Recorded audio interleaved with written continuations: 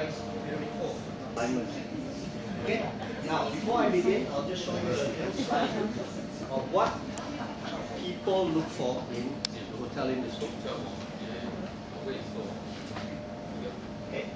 First thing, when you're in a hotel, you never see waiters or waitresses hold glasses in the restaurant using their hands. Very few, unless they're rushing. They always use a tray. Just put one. Okay? They always use a tray. They carry everything with the tray. The tray is an extension of their hands. They never use your hands. And some even have gloves. Okay? It's an extension of their hands. Right? First thing you put on the table is the napkin because it helps you centralize everything. After you put the napkin, you'll put the knife and the fork, which is always knife on the right, fork on the left. You never. There are people who are the opposite. It's who holds the fork on the left, on the right, and the knife because they are left-handed. Okay? We never assume a person is left-handed. We always assume they are right side up, stand upright. So knife always on the side, and the cutting point of the knife. Knife.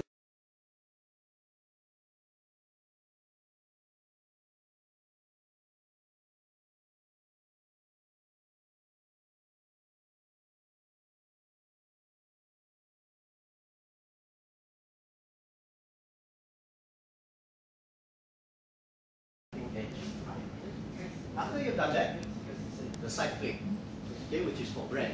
Now, in Western dining, the bread plate is always on the left. And then, if you notice, there is a small little round ring in the center of the side plate. That ring, between the rim and the center of the plate, is a ring. That ring is where the knife, the bread knife, sits on.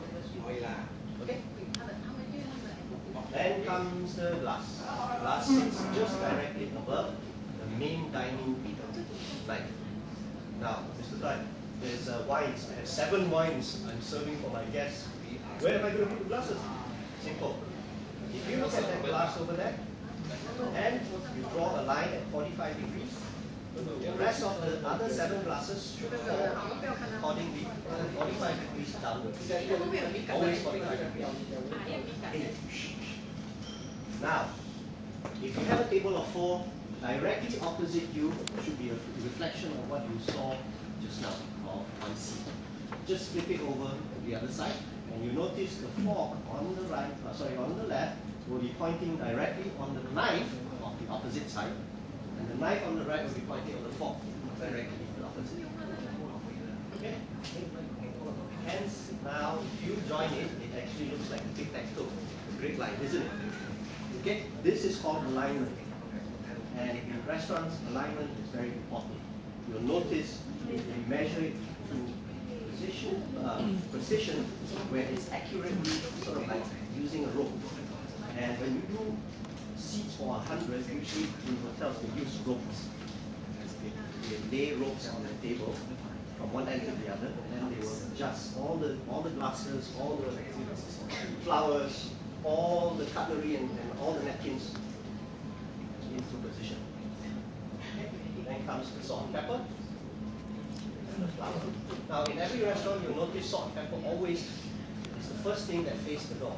After the salt and pepper is always the flour. You always put the lowest item in view of you first, and then the highest item in sense upwards. Okay? Some places may have olive oil and balsamic vinegar. So depending on the height, the range is that way. Okay? Of course, it's always polished, prim and proper. You don't want to have fingerprints on your silverware or your glassware. Now, this is an example. I have highlighted it in red. Okay? 1 cm or 1 inch distance. Not the 6'5" person's idea of 1 inch or 1 cm with a finger. It is a invisible 1 cm, 1 inch measurement for the distance between the side plate and the edge of the table, between the fork to the edge of the table, the main knife edge, the base edge to the table, the distance between the fork to the left side and the plate is also about 1 cm. And then the gap between the between the knife and the glass is also 1 cm distance. And by the time you complete 100 settings to your right, let's just say I'm starting from 1 all the way to 100, I will not have to come back and correct it. If I do it correct all the way to 100%. That's the whole idea. Okay? Now the fold that is in the center of that is called birds of paradise. The kind of flower that you see downstairs. It's a bit complicated to fold, but it's actually very nice. And as you lay your table, if you have multi-courses that you do at home, please lay it outwards from the center. Number 4 and number 7 is the dinner knife and fork. And if you have salads, you start laying them outwards. So when you eat in the Western meal, you eat using the cutleries from the outside, working inwards. Okay? And in Western dining, there's always, you know, like in Chinese dining or Asian dining, usually you have spoon and fork. You eat everything with it. Then if you want to scoop food from the center, you have a ladle serving here. Chinese, you have a chopstick and a spoon and everything else is scooped from the center. Whereas in Western dining, everything comes with a set of something else. A set of cutlery, a set of silverware. If it's a salad, you never repeat the silverware you're holding. They'll give you a new set to eat your main course. Okay? Similarly, dessert. And this example is a dessert that is preset on the table at 12 o'clock prior to people coming in. But in most common restaurants, they will set the dessert for you. Fork on the left, spoon on the right. Okay? Alright. I'm going to show you a sample of setting on this table. And okay, first thing I'm going to do is arrange the napkins so that they're all in the center. I've taken the liberty of putting tablecloths for you already. You don't have to worry, otherwise that's another tricky thing to do. Great. Now, you'll notice in restaurants people hold trays as if it was an extension of their arm. Okay? A lot of students say, Mr. Tai, do you hold the tray with your arm underneath? The entire hand touching the tray or not? The rest is up to you. As long as you're comfortable holding on to it, and don't topple over, you can do it however you want. But never hold the tray like this. It stiffens your body up. Someone knocks on you, you will fly. It's like a tree dropping timber, the whole thing will drop as well. Okay? So, first and foremost, I'm going to do the cutlery. Now, I did not take the liberty of cleaning this because it just came directly from the dishwasher. Okay. Whenever you hold, please use the backside of the knife and fork in order to lay on the table. And you will notice a lot in restaurants, people do so as well. Now, you will ask me, Mr. Kai, what is the distance between this knife and fork? Very simply, the distance is one knife. If I put the knife in the center, you'll notice there is also about 1 cm gap between the two corners, between the two tips. Okay? I do it so often so I know that the distance is already there.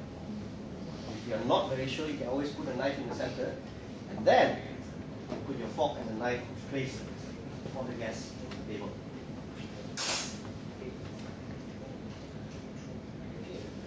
Back first. Okay, good. Now, once you've done the other two, across the table is very easy. You just make sure that it points at each other. Okay? Make sure it points at each other. Doesn't matter in which sequence you go, as long as you complete the entire table. You always start from the knife and fork, and then work your way around.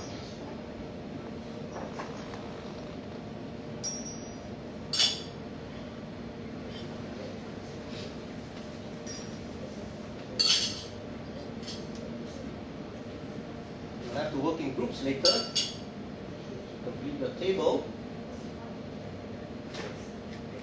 Once that's done,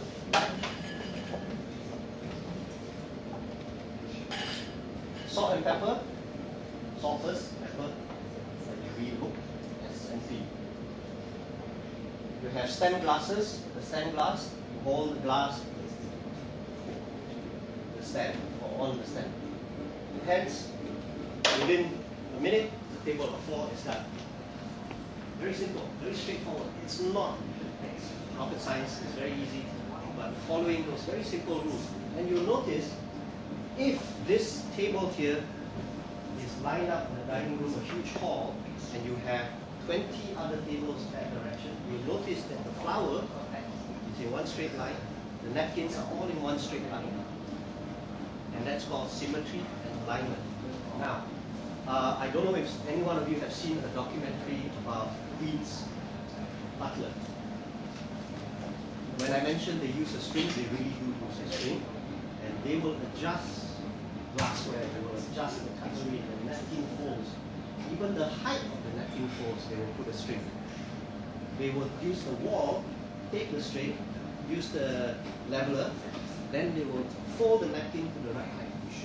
And when you take a photo, it looks exactly, it looks like a straight line.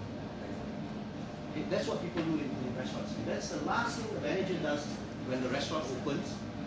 The restaurant manager goes to check every table's alignment, and we will get the staff to correct it every day, religiously. So if you run a three meal period restaurant, you will do it 3 times a month.